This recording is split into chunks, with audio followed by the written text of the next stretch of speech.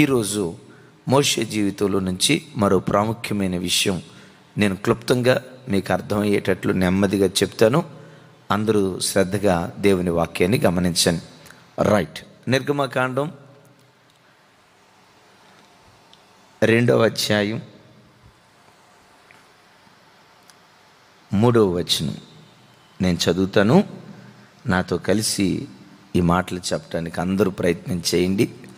తరువాత ఆమె వానిని దాచలేక వాని కొరకు ఒక జమ్ము పెట్టె తీసుకుని దానికి జిగటమన్నును కీలును పూసి అందులో ఆ పిల్లవానిని పెట్టి ఏటి ఒడ్డున జమ్ములో దాన్ని ఉంచగా. రైట్, విన్నారు కదా. ఇది ప్రభు బిడ్డలుగా మనం అందరం ఎరిగినటువంటి సత్యం.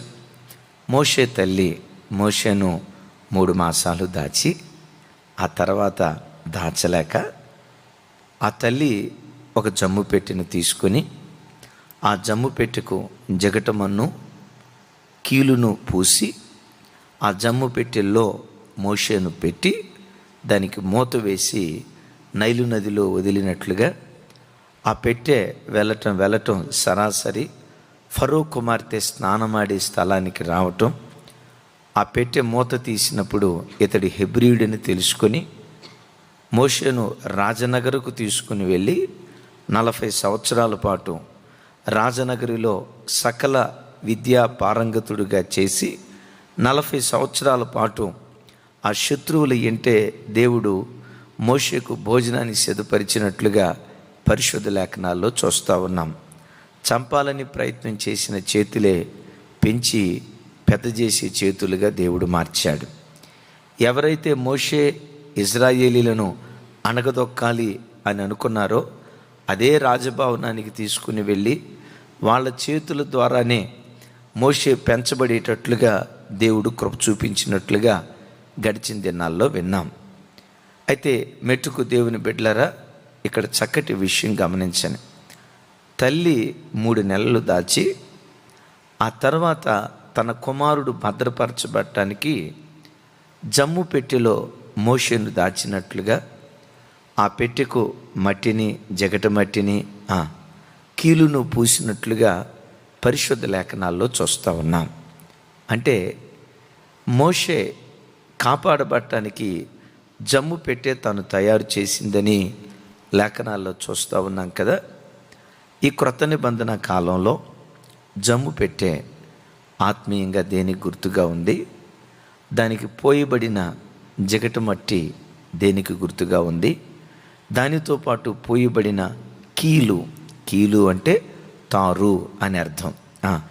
ఈ తారు క్రొత్త నిబంధన కాలంలో దేనికి గుర్తుగా ఉంది? కొంచెం ఆత్మీయ కోణంలో క్లుప్తంగా మీతో పంచుకోవటానికి నేను ఇష్టపడుతున్నాను. దేవుడు బలపరుచునుగాక. బిడ్లరా, ఈ స్థలంలో నైలు నదిలో మోషేను జమ్ము పెట్టెలో పెట్టి ఆ తల్లి వదిలింది. ఈ కడవరి దినాల్లో మనం కూడా లోకమనే సముద్రంలో ప్రయాణమై వెళ్తున్నాం. మోషేను చంపాలని చుట్టూతా కొన్ని పరిస్థితులు ఉన్నాయి. అయితే ఆ జమ్ము పెట్టె ఎనలేని భద్రత దైవజనుడైన మోషేకు అనుగ్రహించింది. మరణం బారిన పడకుండా, శత్రువుల బారిన పడకుండా ఆ జమ్ము పెట్టె బహుభద్రత మోషేకు అనుగ్రహించింది.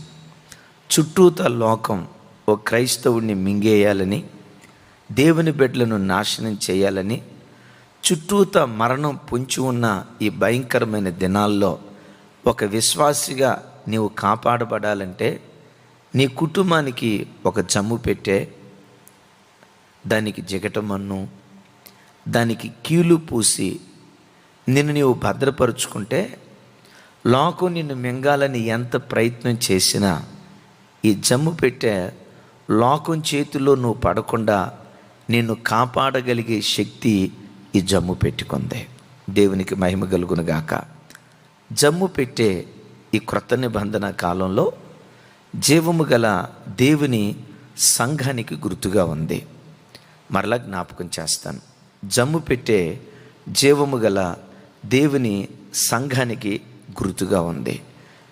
సంఘానికి జమ్ము పెట్టె ఎలా గుర్తుగా ఉంది అని ఆలోచిస్తే, జమ్ము పెట్టెలో మోషే దాచబడ్డాడు కదా. ఈ క్రొత్త నిబంధన కాలంలో ఒక విశ్వాసిని దేవుడు ఎక్కడ దాస్తున్నాడంటే సంఘంలో దాస్తూ ఉన్నాడు. బిడ్లరా, లోకంలో కొన్ని విలువైన వస్తువులు ఉంటాయి కదా. ఈ విలువైన వస్తువులను ఓ ప్రత్యేకమైన స్థలంలో మనం భద్రపరుస్తాం. డబ్బులు ఉన్నాయి, బీరువాలో దాచిపెడతాం. బంగారం ఉంది, లాకర్లో దాచిపెడతాం. వజ్రాలు ఉన్నాయి, బ్యాంక్ లాకర్లో దాచిపెడతాం. ఎందుకు వాటిని అట్లా దాచిపెడతాము అంటే అవి విలువైనవి గనుక. బిడ్లారా, యేసుక్రీస్తు రక్తముతో కడగబడిన ప్రతి విశ్వాసి ఆకాశమందలి దేవుని ఎదుట విలువైనటువంటి వాడు.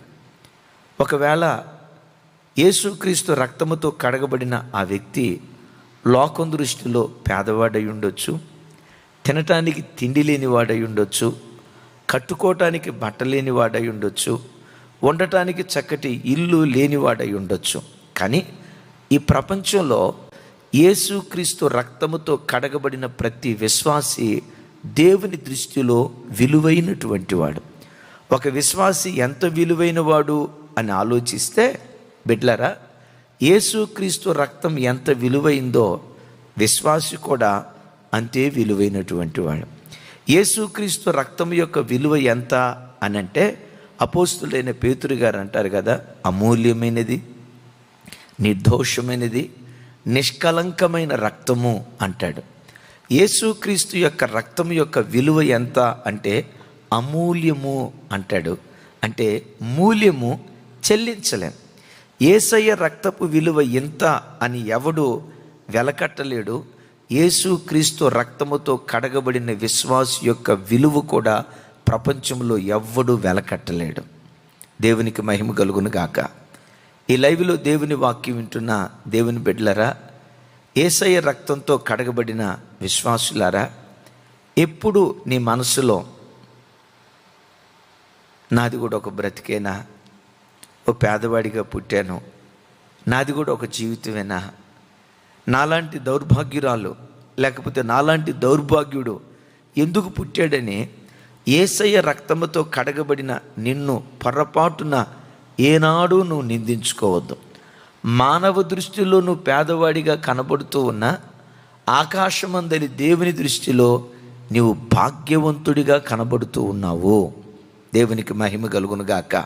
రైట్, నీవు భాగ్యవంతుడివి అన్న సంగతి ఆకాశమందలి దేవుడు గుర్తించి, నీవు విలువ కలిగిన వాడివి అని దేవుడు గుర్తించి, నీవు నాశనం కాకుండా నువ్వు విలువైన వాడివి కదా.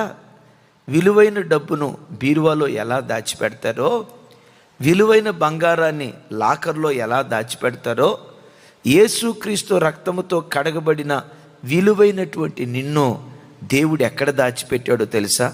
సంఘములో ఆయన దాచిపెట్టాలని ఇష్టపడుతూ ఉన్నాడు. ఏమిటి సంఘం? ఆదాము ప్రక్కను చీల్చినప్పుడు ఎముక అవమ్మ బయటకు వచ్చింది కదా. జీవము కలిగిన దేవుని సంఘం కూడా యేసుక్రీస్తు ప్రక్కను చీల్చటాన్ని బట్టి, బల్లెపు పోటు పొడవటాన్ని బట్టి ఆయన ప్రక్కలో నుంచి ఉద్భవించిందే జీవము కలిగినటువంటి దేవుని సంఘం. దేవునికి మహిమ కలుగునుగాక. ప్రభు బిడ్డలారా, ఒక విశ్వాసికి ప్రపంచంలో ఎక్కడా దొరకని భద్రత జీవము కలిగిన దేవుని సంఘంలో దొరుకుతూ ఉంది. ఎంత భద్రత దొరుకుతుంది మోషేకి ఈ జమ్ము పెట్టి దగ్గర అంటే, తల్లి ఇవ్వలేనంత భద్రత. వింటున్నారా? తండ్రి ఇవ్వలేనంత భద్రత, తన తోబుట్టువులు ఇవ్వలేనంత భద్రత జమ్ము పెట్టే మోషేకు అనుగ్రహించినట్లుగా లేఖనాల్లో చూస్తూ ఉన్నాం. ప్రతి విశ్వాసి జీవము కలిగిన దేవుని సంఘమని జమ్ము పెట్టెలో దాచబడాలి. మోషే జమ్ము పెట్టెలో పెట్టబడిన తర్వాత దాని మీద మూత వేశారు. మోషే కనపట్ల. ఏం కనపడతా ఉంది? జమ్ము పెట్టే కనపడుతుంది, కానీ మోషే బయటకు కనపట్ల. ప్రతి విశ్వాసి సంఘములో దాచిపెట్టబడాలి, దాచబడాలి. జమ్ము లాంటి అనుభవాలు, జమ్ము అని అనటంతో సంఘానికి, జమ్ము పెట్టే సంఘానికి గుర్తు అని విన్నాం కదా. సంఘంగా పిలువబడుతున్న సంఘంగా పిలువబడుతున్న ఆ సంఘంలో జమ్ము లాంటి అనుభవాలు ఉండాలి. అంటే సంఘము అంటే రాతిగోడల సంఘం కాదు, సేవకులు విశ్వాసులు కలిసిందే సంఘం. ఒక సేవకుడైనా ఒక విశ్వాసైనా జమ్ములాగా తన జీవితాన్ని కట్టుకోవాలి. జమ్ము అనేది మొట్టమొదట విధేయతకు లేక దీనత్వానికి గుర్తుగా ఉంది. యెషయా గ్రంథంలో చక్కటి మాట మనం చూస్తాం. యెషయా గ్రంథం 58వ అధ్యాయం 5వ వచనం. దేవుడు అక్కడ మాట్లాడుతూ చక్కటి మాట నేను చదువుతాను. రైట్, థ్యాంక్ యూ తమ్ముడు. నాతో కలిసి మాట చెప్పండి. ఒకడు జమ్ము వలె తల వంచుకొని గోనె పట్ట కట్టుకొని బూడిద పరుచుకొని కూర్చుండుట ఉపవాసమా అంటాడు. పై మాట మరలా చదువుతాను. ఒకడు జమ్ము వలె తల వంచుకొని ఇక నా వైపు చూడండి. పల్లెటూళ్ళలో జమ్మును మీరు చూసుంటారు. అది సుమారుగా 10 అడుగులు ఎత్తు ఉంటుంది. చూడండి, ఆ ఎత్తు తల పై భాగం ఉంటుంది చూసారా? జమ్ము యొక్క పై భాగం ఎప్పుడు ఒక మనుషుడు తల ఉంచినట్లుగా జమ్ము పై భాగం తల వంచి ఉంటుంది. ఏమండి, పై భాగం ఎట్లా ఉంటుంది? ఇట్లా నిటారుగా ఉండదు. పై భాగం ఇట్లా నిటారుగా ఇట్లా పైకి ఉండదు. పై భాగం ఎలా ఉంటుందంటే అది 10 అడుగులు ఎత్తున్న ఆ పైకి వెళ్ళిన తర్వాత ఆ పై భాగం తల ఇట్లా వంచబడినటువంటి స్థితిలో ఉంటుంది. బిడ్లారా, అది 10 అడుగులు ఎత్తున్న ఆ పై భాగం తల వంచింది అని రాయబడి ఉంది కదా. ఈ మాటకున్న అర్థం ఏంటంటే సంఘములో ఉన్న ప్రతి వ్యక్తి విధేయుడిగా, దీనుడిగా, దేవుని మాటకు తల వంచేవాడిగా, దేవుని మాటకు శిరస్సు వంచేవాడిగా ప్రతి విశ్వాసి బ్రతికితే ఆ సంఘము లోకమనే నీళ్లలో మునగదు. ఆ సంఘములోనికి లోకమనే నీళ్లు రావు. బిడ్లారా, ఓ సేవకుడు దేవుని మాటకు విధేయత చూపేవాడై ఉండాలి. దైవ సేవకుడు దేవుని వాక్యాన్ని బోధిస్తూ ఉన్నప్పుడు సంఘానికి వచ్చిన ప్రతి విశ్వాసి దేవుని మాటకు విధేయత చూపేటువంటి వారిగా ఉండాలి. విధేయత ఎక్కడుంటుందో లోకం అక్కడ ప్రవేశించే అవకాశం లేదు. బైబిల్లో చూస్తాం కదా, ఒకని అవిధేయత లోకమంతటిని అనీతిమంతులుగా మారిస్తే ఒకని విధేయత లోకమంతటిని నీతిమంతులుగా మార్చిందట. వింటున్నారా? ఒకని అవిధేయత, ఎవరి అవిధేయత? ఆదాము యొక్క అవిధేయత లోకములో ఉన్న మనుషులందరినీ అనీతిమంతులుగా మార్చింది. రెండవ ఆదాముగా పిలువబడుతున్న యేసుక్రీస్తు ప్రభువారి విధేయత లోకములో ఉన్న మనుషులందరినీ నీతిమంతులుగా మార్చింది. బిడ్లరా, వింటున్నారా? ఒక ఇంటిలో పిల్లలు విధేయత కలిగిన వారిగా బ్రతకటం ఆ ఇంటికి నీతిమంతత్వాన్ని తీసుకొస్తుంది. ఒక సంఘంలో విశ్వాసులు విధేయత కలిగిన వారిగా, దీనత్వం కలిగిన వారిగా బ్రతకటం అది సంఘానికి నీతిమంతత్వాన్ని తీసుకొచ్చేదిగా ఉంటుంది. వింటున్నారు కదా? ఆ సంఘము జమ్ముతో చేయబడినట్లుగా సంఘములో ఉన్న ప్రతి బిడ్డ దేవుని మాట వినటంతో, అయ్యా ఇది దేవుని మాట, ఈ మాటకు నేను శిరస్సు ఉంచుతాను, దేవుడు ఇలా బ్రతకమని చెప్పాడా, ఈ మాట ప్రకారం నేను బ్రతుకుతానని దేవుని మాట విని శిరస్సు వంచే ప్రజలు ఎక్కడుంటారో ఆ సంఘములోనికి లోకము ప్రవేశించలేదు. విధేయత కలిగిన ఆ మనస్సే సంఘాన్ని కాపాడుతూ ఉండునుగాక. అందరం చెప్దాం ఆమేన్. సంఘాన్ని కాపాడుతూ ఉండునుగాక. జమ్ము అనేది రెండవదిగా దేనికి గుర్తుగా ఉందంటే రాయబారికి సాదృశ్యకంగా ఉంది. చూడండి, యెషయా గ్రంథం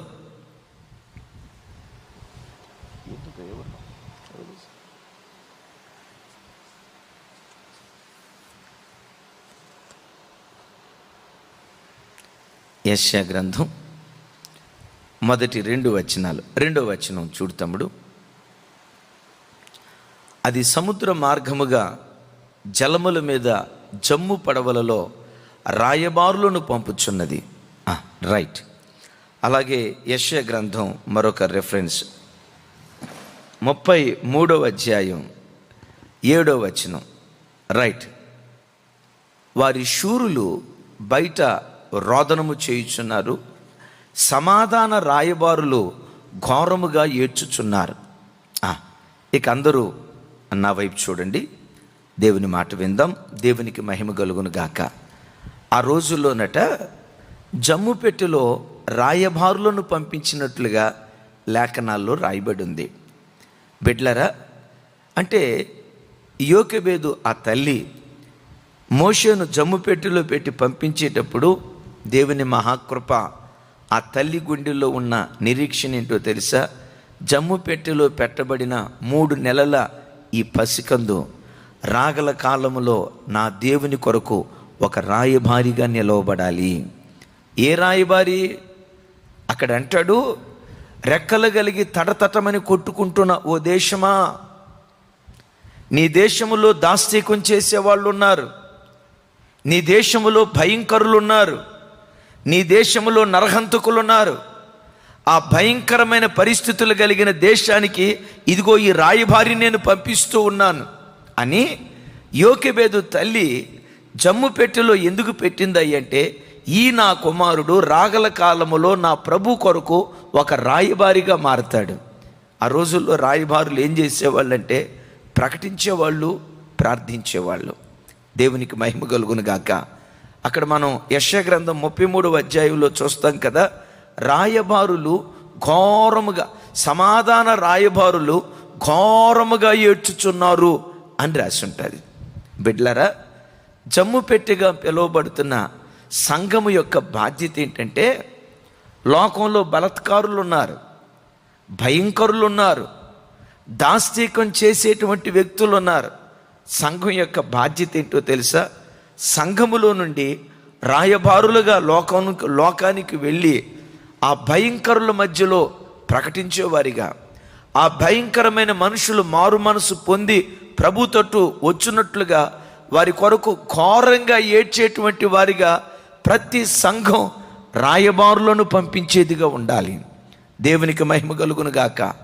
రాయబారులను ఏ ప్రాంతానికి పంపించాలి? సేవ ఎక్కడ సుఖంగా ఉంటుందో సుఖంగా ఉండే స్థలానికి సేవకులను పంపించటం కాదు, దశమ భాగాలు వచ్చే ప్రాంతంలో సంఘాలు పెట్టడం కాదు, కానుకలు వచ్చే స్థలాలలో సంఘాలు స్థాపించటం కాదు. బిడ్లారా, సంఘం యొక్క బాధ్యత ఏంటంటే, ఒక ప్రాంతంలో సంఘం స్థాపించబడిన తర్వాత భయంకరుల మధ్యలోకి రాయబారులను పంపించాలి, దాస్తికం చేసే వ్యక్తుల మధ్యలోకి రాయబారులను పంపించాలి, అపవిత్రత, చీకటి, విగ్రహారాధనతో విలయ తాండవమాడుతో తటతటమని కొట్టుకుంటున్న ఆ భయంకరమైన దేశంలోకి సంఘము రాయబారులను పంపించేదిగా ఉండాలి. బిడ్లరా, ఏ సంఘమైతే నశించిపోతున్న ఆత్మల కోసం ఆత్మల భారం కలిగి, నిజదేవుడు ఎవరో తెలియక చీకటిలో అంధకారంలో నలిగిపోతున్న ప్రజల కోసం ఏ సంఘములోనైతే సేవకులు ఘోరంగా ఏడుస్తారో, నశించిపోతున్న ఆత్మల కొరకు ప్రకటించే వారిని ఏ సంఘము పంపిస్తూ వస్తుందో ఆ సంఘములోనికి లోకమనే నీళ్లు రావు. Praise the lord. అది ఒక జమ్ము పెట్టేలాగా మార్చబడి నీళ్లు లోపలికి రాకుండా ఆ సంఘములో ఉన్న ప్రతి బిడ్డ భద్రపరచబడటానికి దేవుడు కృప చూపించునుగాక. చెప్దాం ఆమేన్. ప్రభు బిడ్డలారా, ఒక తల్లి ఇవ్వలేని కాపుదల జీవము కలిగిన దేవుని సంఘం ఒక విశ్వాసికి ఇవ్వగలుగుతుంది. వాక్యం వింటున్న బిడ్డలారా, ఎప్పుడు సంఘంలో మీరు దాచబడటానికి ఇష్టపడండి. మీకు వినయం ఉన్నా, మీరు ఘోరంగా ఏడ్చే ప్రార్థనా పరులైనా, ప్రకటించే వాళ్ళైనా, ప్రకటించే వారికి సహకరించే వాళ్ళైనా, ప్రకటించడానికి ఆర్థికంగా సహాయపడే వాళ్ళైనా, ఎప్పుడు జమ్ముపెట్టెలో మీరు దాచబడండి. జమ్ముపెట్టెలో నుంచి మోషే బయటకు వస్తే మొసళ్ళ బారిన పడేవాడు, అది నైలు నది. జమ్ముపెట్టెలో నుంచి మోషే బయటకు వస్తే ఎప్పుడో నీళ్ళల్లో మునిగి చనిపోయేటువంటి వాడు. వాక్యం వింటున్న బిడ్డలారా, జ్ఞాపకం చేస్తాను, ఒక క్రైస్తవుని బలమంతా సంఘమే, క్రైస్తవుని కాపుదలంతా సంఘమే, ఒక క్రైస్తవుని ఆశీర్వాదం అంతా సంఘమే, ఒక క్రైస్తవుని బ్రతుకులో నెమ్మదంతా జీవము కలిగిన దేవుని సంఘంలోనే దాచిపెట్టబడింది. ఎప్పుడు నీ జీవితంలో ఇలాంటి ఉన్నతమైన అనుభవాలు కలిగిన సంఘాన్ని పొరపాటున సహవాసాన్ని విడిచిపెట్టి పోవటం అది నీకు ఆశీర్వాదం కాదు. ఓ చిన్న మాట చెప్తాను. రాజైన సౌలు ఉన్నాడు కదా, ఫిలిష్తీయులు ఇశ్రాయేలు దేశం మీదకి వచ్చిన మొదటి సమూయేలు గ్రంథం 10వ అధ్యాయం 18వ అధ్యాయం వరకు ఫిలిష్తీయులు వచ్చేవాళ్ళు. విచిత్రం చూడండి, 18, 19 అధ్యాయాల్లో ఫిలిష్తీయులు వస్తే సౌలు కానీ ఇశ్రాయేలీలు కానీ అవలేలుగా ఫిలిష్తీయులను గెలిచారు. అదే మొదటి సమూయేలు గ్రంథం 31వ అధ్యాయానికి వచ్చేసరికి అదే ఫిలిష్తీయుల చేతిలో సౌలు ఆయన 3 కుమారులు దారుణంగా చంపబడ్డారు. వింటున్నారా? 18వ అధ్యాయంలో ఫిలిష్తీయులను ఓడించిన సౌలు 31వ అధ్యాయంలో అదే ఫిలిష్తీయుల చేతిలో చచ్చిపోయాడు. ఎందుకో చెప్పమంటారా? 18, 19 అధ్యాయాలలో సౌలుతో పాటు ప్రార్థనాపరుడైన ఒక ప్రవక్త, ఆత్మ సంబంధమైన అనుభవాలు కలిగిన దావీదు, వీళ్ళ సహవాసం సౌలుకుండేది. ప్రవక్తల సహవాసం, భక్తిపరుల సహవాసం సౌలుకుండేది. బిడ్లారా, ఈ మంచి ప్రవక్త తనను గద్దించాడు అన్న కారణాన్ని బట్టి, ఈ మంచి ప్రవక్త తనకు బుద్ధి చెప్పాడు అన్న కారణాన్ని బట్టి ప్రవక్తను విడిచిపెట్టాడు. అసూయ బుద్ధిని బట్టి దావీదుకు దూరం అయిపోయాడు. జరిగిందేంటో తెలుసా? గిల్బోవా పర్వతం మీద బహు దారుణంగా సౌలు చంపబడ్డాడు. కారణం ఏంటో తెలుసా?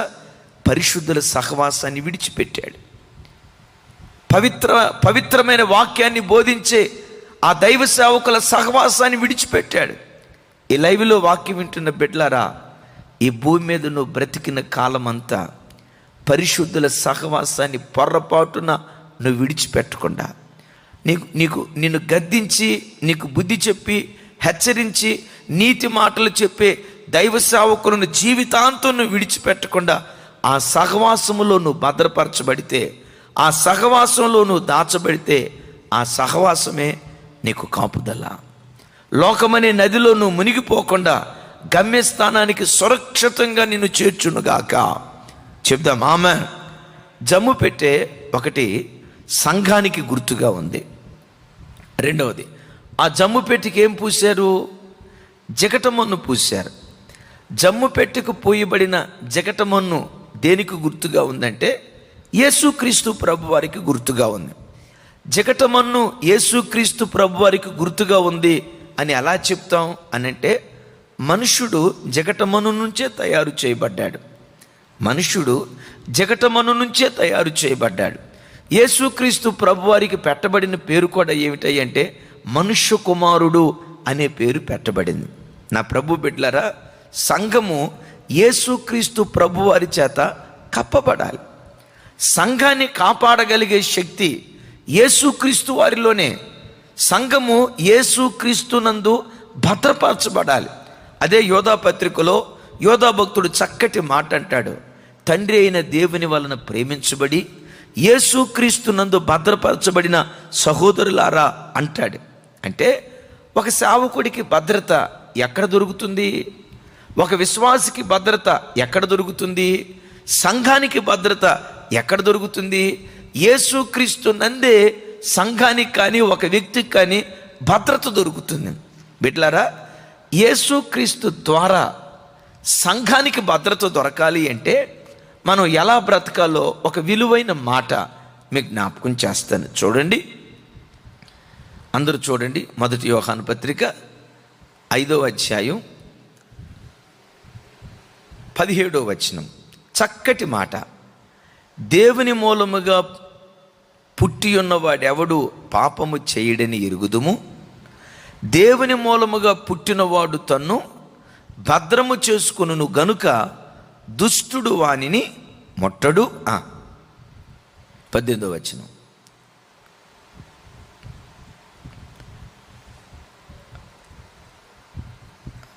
రైట్, ఒక్కసారి చూడండి. 1 యోహాను పత్రిక 5వ అధ్యాయం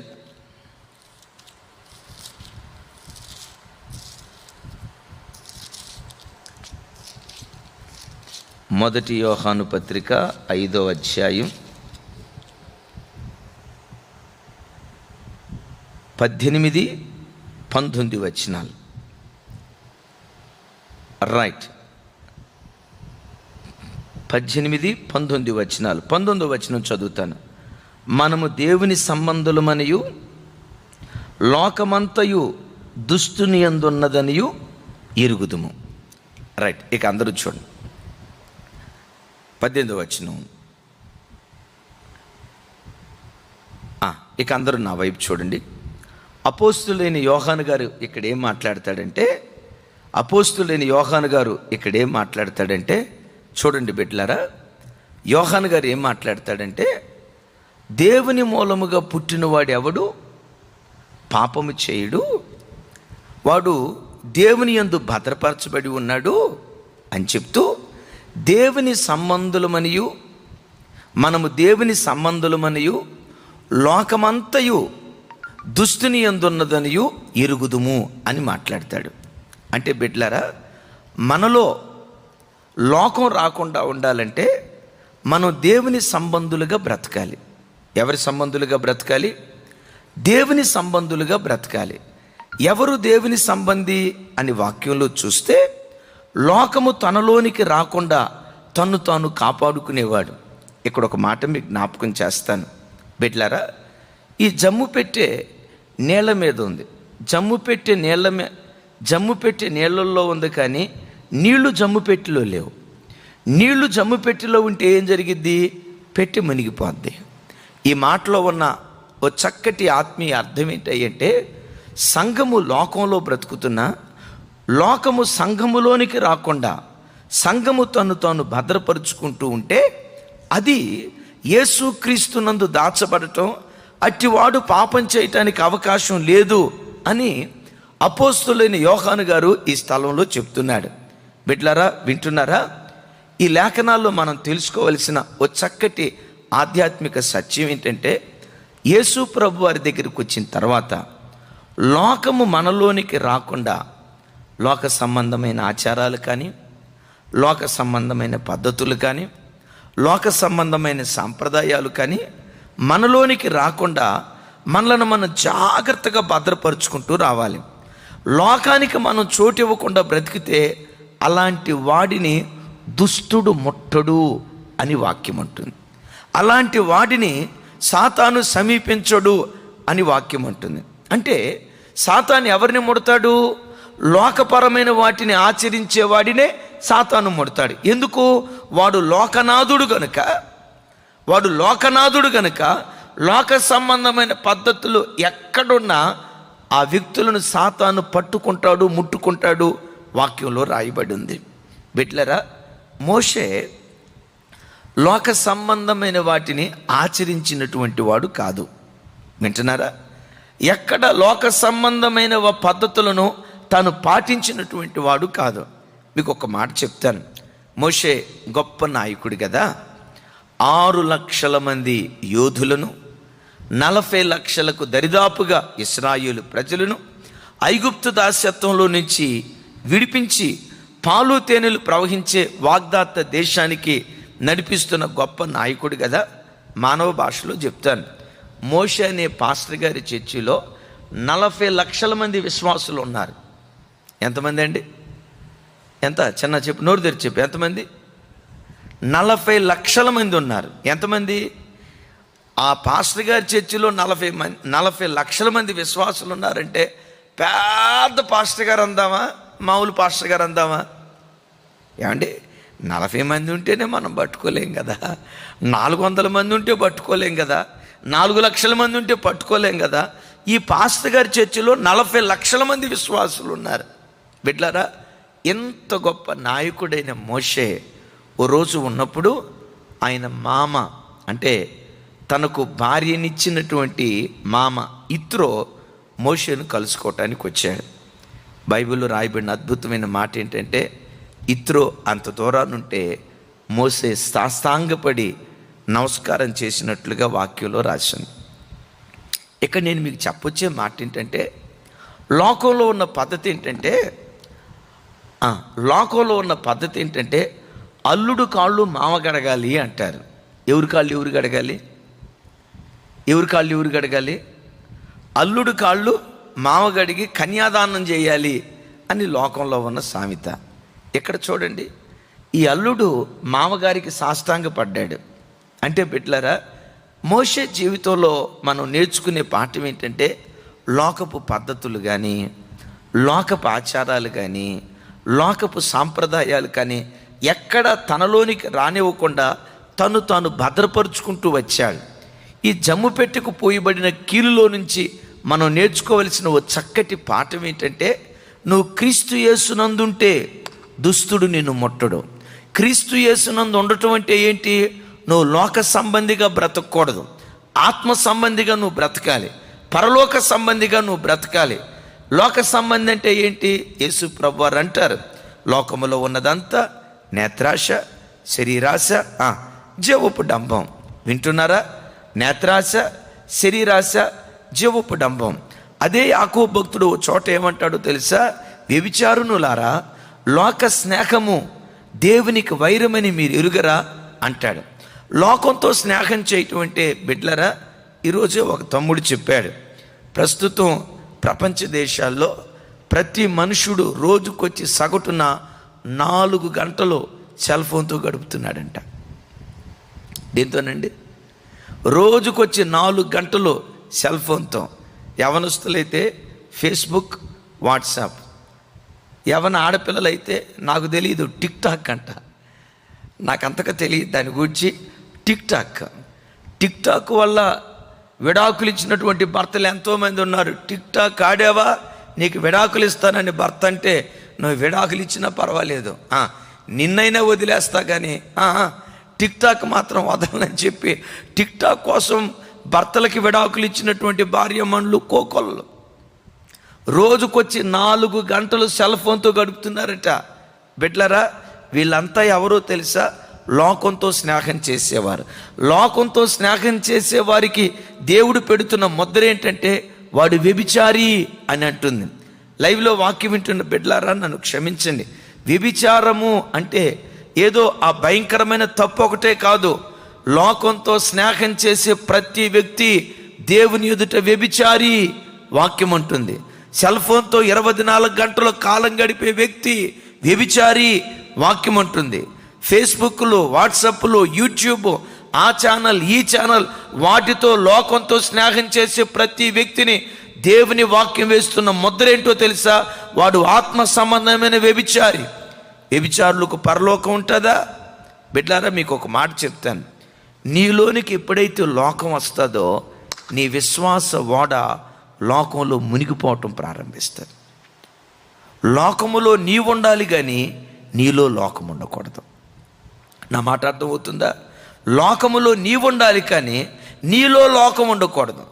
ఎప్పుడైతే పడవలోకి కానీ జమ్ము పెట్టెలో కానీ నీళ్ళు వచ్చాయో, ఆటోమేటిక్గా ఆ పడవ మునిగిపోవటం ప్రారంభిస్తుంది.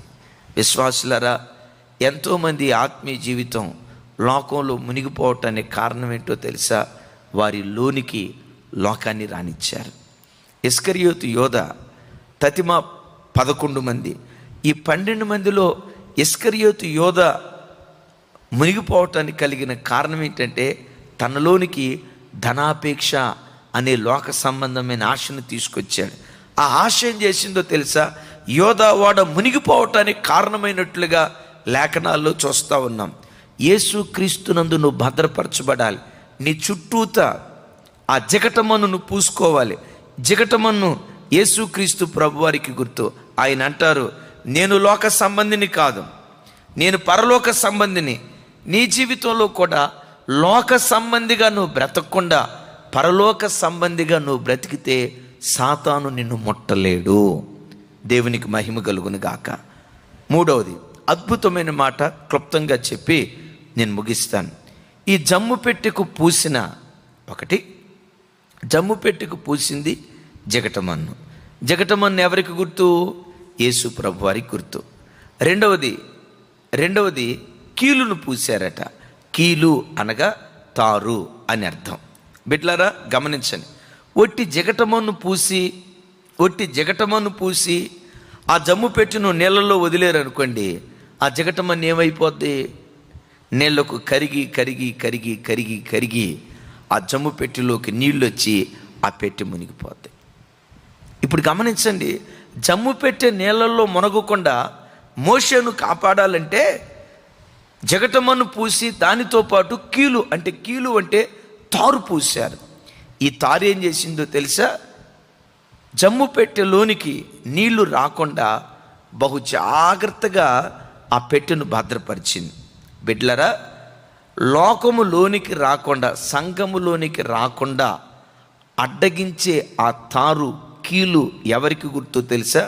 పరిశుద్ధాత్మ దేవునికి గుర్తుగా ఉంది. దేవునికి మహిమ కలుగును గాక. పరిశుద్ధాత్ముడు ఎవరయ్య అంటే అడ్డగించేవాడు. ఏం అడ్డగిస్తాడు? లోకములోనికి రాకుండా అడ్డగించేవాడు. ఏమండి, పరిశుద్ధాత్మ దేవుడు అడ్డగించేవారా? అవును, అడ్డగించేవారు. అపోస్తులైన పౌలు గారు దెసలోనియ సంఘానికి ఉత్తరం రాస్తూ ఓ చక్కటి మాట అంటారు. చూడండి ఆ మాట. 2వ దెసలోనియ పత్రిక 2వ అధ్యాయం 5-6 వచనాలు. నెక్స్ట్ వర్స్ తమ్ముడు చూడండి. కాగా వాడు తన సొంత కాలమందు బయలుపరచబడవలనని వానిని అడ్డగించినది ఏదో అది మీరు ఎరుగుదురు. చూడండి. వాడు తన సొంత కాలమందు బయలుపరచబడవలనని. వాడు అంటే ఎవరు? సాతాను బయలుపరచబడాలి, లోకంలో కనబడాలి, లోకంలో వినబడాలి, లోకాన్ని నేను నాశనం చేయాలని సాతాను బయలుపరచబడాలని వాడు అనుకుంటున్నాడు. కానీ వాడు బయలుపరచబడకుండా, అంటే సంఘంలో వాడు అడుగు పెట్టకుండా ఒకరు అడ్డగిస్తూ ఉన్నారట. ఏమంటాడు? వానిని అడ్డగించినది ఏదో అది మీరు ఎరుగుదురు. 7వ వచనం. ధర్మ విరోధ సంబంధమైన మర్మము ఇప్పటికే క్రియ చేయుచున్నది, కానీ ఇది వరకు అడ్డగించుచున్నవాడు మధ్య నుండి తీసివేయబడు వరకే అడ్డగించును అంటాడు. అడ్డగించువాడు మధ్య నుండి తీసివేయబడు వరకే అడ్డగిస్తాడు. అడ్డగించువాడు అని అంటాడు. అంటే సాతాను సంఘంలో ప్రవేశించకుండా అడ్డగిస్తున్న వ్యక్తి ఎవరయ్యంటే పరిశుద్ధాత్మ దేవుడు. బిడ్డలారా, ఈ జమ్ముపేటకు జగటమన్ను పూసి తర్వాత ఏం పూశారు? ఒక విశ్వాసి యేసుక్రీస్తును స్వరక్షకునిగా అంగీకరించిన తర్వాత, యేసుక్రీస్తు రక్తముతో పోయబడిన తర్వాత, యేసుక్రీస్తునందు భద్రపరచబడిన తర్వాత పరిశుద్ధాత్మ అనే కీలు కలిగి పరిశుద్ధాత్మ చేత ఒక వ్యక్తి కప్పబడినటువంటి వాడై ఉండాలి. పరిశుద్ధాత్మ దేవుడు ఏం చేస్తాడో తెలుసా?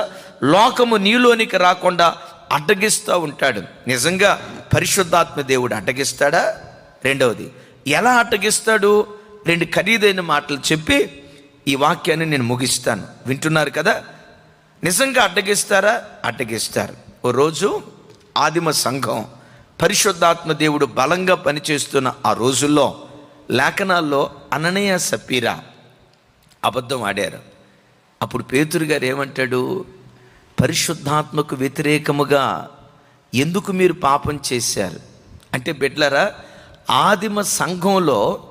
ఆదిమ సంఘంలోనికి అబద్ధమనే నీరు, మోసమనే నీరు సంఘములో ప్రవేశించకుండా ఆదిమ సంఘాన్ని పరిశుద్ధాత్మ దేవుడు ఎలా కాపాడుతూ వచ్చాడో చూడండి. అబద్ధమాడిన భార్య భర్తలు అక్కడికక్కడే చనిపోయినట్లుగా పరిశుద్ధ లేఖనాల్లో మనం చూస్తూ ఉన్నాం కదా. అంటే బిడ్డలారా, ఆదిమ సంఘంలోకి అపవిత్రత, అబద్ధం, చీకటి, మోసం, మాయమాటలు ఇవి ఏవి సంఘములోనికి రాకుండా ఆదిమ సంఘాన్ని అడ్డగించిన వ్యక్తి ఎవరయ్యంటే పరిశుద్ధాత్మ దేవుడు. నా ప్రభు బిడ్డలారా, ఈ కడవరి దినాలలో కూడా ప్రతి సంఘము పరిశుద్ధాత్మ అనే కీలు చేత కప్పబడునుగాక. పరిశుద్ధాత్మ అనే కీలు చేత ప్రతి విశ్వాసి కప్పబడునుగాక. ఏ విశ్వాస అయితే పరిశుద్ధాత్మ అనే కీలు చేత నింపబడతాడో వానిలోనికి లోకం ప్రవేశించకుండా, వానిలోనికి పాపం ప్రవేశించకుండా, వానిలోనికి చీకటి ప్రవేశించకుండా పరిశుద్ధాత్మ దేవుడే అడ్డగిస్తూ ఉంటాడు. ఎలా అడ్డగిస్తాడు? ఇక్కడ ఒక విలువైన మాట చెప్తాను. కీలు అనే మాటకు హిబ్రూలో ప్రాయశ్చిత్తము అనే అర్థాన్ని ఇచ్చారు. అంటే కీలు అంటే మన తెలుగు భాషలో తారు.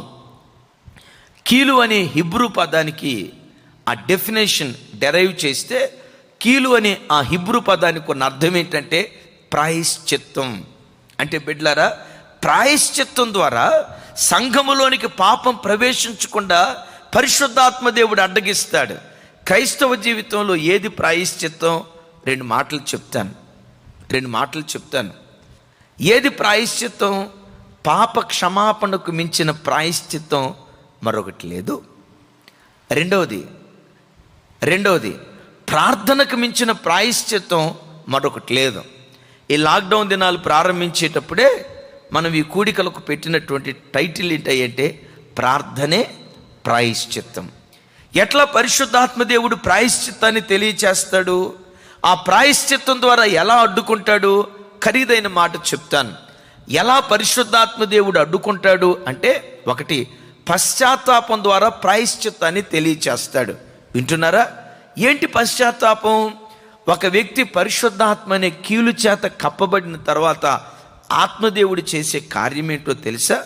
పాపమును గూర్చి, నీతిని గూర్చి, తీర్పును గూర్చి ఒప్పింప చేయటం ప్రారంభిస్తాడు. వింటున్నారా? పరిశుద్ధాత్మ అనుభవం అనంటే, పెంతుకోస్తు సంఘబిడ్డలారా దయచేసి గమనించండి. పరిశుద్ధాత్మ అభిషేకం కీలు చేత కప్పబడటం అంటే కేవలం గంతులేయటం, కేకలేయటం, భాషలు మాట్లాడటం ఇది మాత్రమే కాదు. ఇది పరిశుద్ధాత్మ అనుభవంలో ఒక ప్రాథమిక సూత్రం. వింటున్నారా? ఇది బాలశిక్ష మాత్రమే. ఇది కాదు పరిశుద్ధాత్మ యొక్క సంపూర్ణత. పరిశుద్ధాత్మ యొక్క సంపూర్ణత ఏమిటంటే, నీ జీవితంలో ప్రతిరోజు పాపమును గూర్చి, నీతిని గూర్చి, తీర్పును గూర్చి ఒప్పుకునే ఆ మనస్సు కలిగి బ్రతకటమే ఓ గొప్ప ప్రాయశ్చిత్తం. మనుషునికి ఉండే స్వభావం ఏంటంటే, ఎంత తప్పైనా తాను చేసిన తప్పు తన నోటితో ఒప్పుకోడు. అందుకనే దావీదు భక్తుడు ఒక చోట అంటాడు, తన పొరపాట్లను కనుగొనగలిగిన వాడెవడు అంటాడు. వింటున్నారా? మన జీవితాల్లో ఎదుటి వాళ్ళ పొరపాట్లు మనం చెప్పగలుగుతాం, కానీ మన పొరపాట్లు మనం చెప్పలేం. ఎదుటి వాళ్ళ తప్పులు ఘంటాపదంగా మనం మాట్లాడగలం, కానీ మన పొరపాట్లను గురించి చెప్పాల్సి వచ్చినప్పుడు తడువులు ఆడుకోవలసినటువంటి పరిస్థితి. అందుకనే దావీదు అంటాడు, తన పొరపాట్లను కనుగొనగలిగిన వాడెవడు? ఒక భార్య భర్త తప్పులు చెప్పగలుగుతుంది, తన తప్పు తాను చెప్పలేదు. ఒక భర్త భార్య తప్పు చెప్పగలుగుతాడు, తన తప్పు తాను చెప్పలేడు. ఒక సంఘ కాపరి విశ్వాసి తప్పు చెప్పగలుగుతాడు, ఒక సంఘ కాపరి విశ్వాసి బలహీనత చెప్పగలుగుతాడు, తన బలహీనతను చెప్పలేడు. ఒక విశ్వాసి సేవకుడి బలహీనతను గురించి మాట్లాడతాడు, తన బలహీనతను తన నోటితో ఒప్పుకోలేడు. ఏ వ్యక్తి తన పొరపాట్లను కనుగొనలేడు. బిడ్డలారా, నేను చాలాసార్లు చెప్తా ఉంటా కదా, ఒక భార్య దగ్గరికి వచ్చి, అమ్మా మీ భర్తలో ఉన్న తప్పేంటో చెప్పమ్మా అని అన్నాం అనుకోండి, ఆ చెల్లి నవ్వుతా అంటది, అన్నయ్య మా ఆయనలో తప్పులు చెప్పాలంటే 1-2 అన్నయ్య, 2-3 పుస్తకాలు రాయాల్సి వచ్చింది అన్నయ్య. ఆయన తప్పులు 1-2 అన్నయ్య, 2-3 పుస్తకాలు రాయాల్సి వచ్చింది అన్నయ్య అని అంటది. రైట్ అమ్మా, భర్త తప్పులు చెప్పేటప్పుడు 2-3 పుస్తకాలు రాయాలన్నావు, బాగానే ఉంది. మరి ఇంతకీ నీలో ఏమన్నా తప్పులు ఉన్నాయంటే ఎగాదిగా చూసి, అన్నయ్య నాలో కూడా తప్పులు ఉంటాయా? నేను మరియమ్మ తల్లికి సొయాన చెల్లెల్ని, దేవదూతకు అక్కనే. ఏ వ్యక్తి అయినా ఎదుటోడు తప్పు చెప్పగలుగుతాడు. భర్త దగ్గరకు వచ్చి అడిగినా భార్య తప్పులు ఏకరువుకు పెట్టి చెప్తాడు. నా భార్య అట్లాంటిది, ఇట్లాంటిది, అట్లా అంది, ఇట్లా అంది, అది ఇదని ఏవేవో చెప్తాడు. బెదరో సిస్టర్ గురించి బాగానే చెప్పావు, కానీ మరి నీ తప్పులు ఏంటి చెప్పన్నావు అనుకోండి, ఏమంటాడో తెలుసా? యేసు ప్రభుకు స్వయాన తమ్ముడిని నేను. మన దగ్గర ఎక్కడ ఉంటుందండి తప్పులో? గాబ్రియల్ దూత నేను మన దాకా గోలీగాయలు ఆడుకున్నాం, మాది అట్లాంటి దేవదూతల సహవాసం అని మాట్లాడతాడు. బిడ్లారా, పరిశుద్ధాత్మ అనే కీలు నీకు పొయ్యబడిన తర్వాత ఆత్మదేవుడు ఏం చేస్తాడో తెలుసా? నీ లోపటుండి నీవు మాట్లాడిన చిన్న అబద్ధాన్ని ఒప్పుకునేదాకా లోపటుండి ఏడుస్తూ ఉంటాడు. ఒప్పుకో, అబద్ధవాడావు. పశ్చాత్తాపడు, తప్పుడు చూపు చూసావు. ఏడు, రాకూడని ఆలోచన నీలో వచ్చింది. ఏడు, గుండెలు బాదుకో, సావుకుని దగ్గర పలానా చోట పలానా రీతిగా నువ్వు అబద్ధం ఆడావు, నీ మోసాన్ని కప్పిపెట్టుకున్నావు అని లోపటుండి, బిడ్డలారా ఎవరో కాదు, లోపటుండి పరిశుద్ధాత్మ దేవుడు ఏడవటం ప్రారంభిస్తాడు. ఎప్పుడైతే ఏడవటం పరిశుద్ధాత్మ దేవుడు ప్రారంభిస్తాడో ఆ ఆత్మ సహాయము చేత ఉచ్చరింప సఖ్యము కాని మూలుగులతో నీవు దేవుని సన్నిధిలో ఏడవటం ప్రారంభిస్తావు. ఎప్పుడైతే పశ్చాత్తాపడి ఏడ్చావో ఆ పశ్చాత్తాపం ఏం చేస్తుందో తెలుసా? కొరింథీ పత్రికలో పౌలు గారు అంటారు, శరీరానుసారమైన దుఃఖము మరణాన్ని కలుగు చేస్తుంది, ఆత్మానుసారమైన దుఃఖము రక్షణార్థమైన మారు మనస్సు కలుగు చేస్తుంది. ఈ మారు మనస్సు ఎట్టి జాగ్రత్తను, ఎట్టి ఆసక్తిని, ఎట్టి రోషమును మీలో పుట్టించునో చూడుడి అని అంటాడు. అంటే పరిశుద్ధాత్మ ద్వారా కలిగిన ఈ పశ్చాత్తాపం ఏం చేస్తుందో తెలుసా? ఇంకెన్నడూ ఆ పాపంలో పడకుండా పరిశుద్ధాత్మ దేవుడు అడ్డుకోవటం ప్రారంభిస్తాడు. ఎంత చక్కటి విలువైన విషయం చూడండి. అందుకనే ప్రతి విశ్వాసి పరిశుద్ధాత్మనే కీలు చేత పోయబడాలి. ఒట్టి జిగటమన్ను పూసుకొని, అంటే యేసుక్రీస్తు నేను కలిగి ఉన్నాను చాలు అని అనుకున్నావా, లోకంలోనూ మునిగిపోతావు. ఈ జిగటమన్ను బలపడాలి అంటే, ఈ జమ్ముపేటకు సంపూర్ణ కాపుదల రావాలి అంటే దానికి తారుగా పిలువబడుతున్న కీలు పరిశుద్ధాత్ముడు పోయబడాలి. దేవునికి మహిమ కలుగును గాక. చెప్దాం ఆమేన్. రెండవదిగా బిడ్డలారా, మనం గమనిస్తున్నాం కదా, ఒకవైపున పశ్చాత్తాపం, రెండో వైపున ప్రార్థన. ఎలాంటి ప్రార్థన వింటున్నారు కదా? ఎలాంటి ప్రార్థన? జకరియా గ్రంథంలో రాయబడిన ఓ చక్కటి మాట ఏంటంటే, యెరూషలేము నివాసుల మీద, దావీదు సంతతి మీద కరుణనుందించు ఆత్మను అని చెప్తూ విజ్ఞాపన చేసే ఆత్మను నేను కొమ్మరింప చేస్తాను. విజ్ఞాపన చేసే ఆత్మను నేను కొమ్మరించిన తర్వాత చక్కటి మాట అక్కడ అంటాడు, ఏక కుమారుణ్ణి పోగొట్టుకున్న తండ్రి ఏడ్చినట్లుగా, జ్యేష్ఠ కుమారుడు చనిపోతే ఒక తండ్రి ప్రలాపించినట్లుగా పరిశుద్ధాత్మ వాళ్ళ మీద కొమ్మరించబడిన తర్వాత ఆ విజ్ఞాపన ఆత్మ ద్వారా ఏడుస్తూ అంగలారుస్తూ ప్రార్థన చేస్తారు. ఆ తండ్రి ఏడుస్తున్నాడు. ఎందుకు ఏడుస్తున్నాడు? తన జ్యేష్ఠ కుమారుడు చనిపోయాడు. ఆ తండ్రి ఏడుస్తున్నాడు. ఎందుకు ఏడుస్తున్నాడు? ఒక్కగానొక కొడుకు చనిపోయాడు. ఇంకా కుమారుడికి వారసత్వం లేదు, ఆ కుటుంబం యొక్క అంకురం లేదు. ఆ ఒక్కగానొక కుమారుని పోగొట్టుకున్నందుకు ఆ తండ్రి ఏడుస్తున్నాడు. అద్భుతం తెలుసా? కుమారుణ్ణి పోగొట్టుకున్నందుకు ఆ తండ్రి ఎలా ఏడుస్తాడో పరిశుద్ధాత్మను పొందుకున్న వ్యక్తి కూడా అలాగే ఏడ్చుకుంటూ ప్రార్థన చేస్తాడు. అలాంటి బలమైన ప్రార్థనాత్మ ఒక విశ్వాసికి కావాలి అంటే, ఏదైనా ఒక విషయం నిమిత్తం విజ్ఞాపన చేసేటప్పుడు, అది నీ సమస్య నిమిత్తం కానీ, నీ పొరుగువాడి సమస్య నిమిత్తం కానీ అలా ఏడుస్తూ ప్రార్థించే ఆ ప్రార్థనాత్మ నీకు కావాలి అంటే పరిశుద్ధాత్మనే కీలు చేత నువ్వు పోయబడాలి. ఎవరైతే పరిశుద్ధాత్మనే కీలు చేత పోయబడతారో ఆ లోతైన విజ్ఞాపనాత్మ ఆ వ్యక్తిలో నుండి ప్రారంభమవుతుంది. ఆ విజ్ఞాపనాత్మ ఏం చేస్తుందో తెలుసా? లోకం నీలోనికి రాకుండా అడ్డగిస్తూ ఉంటుంది.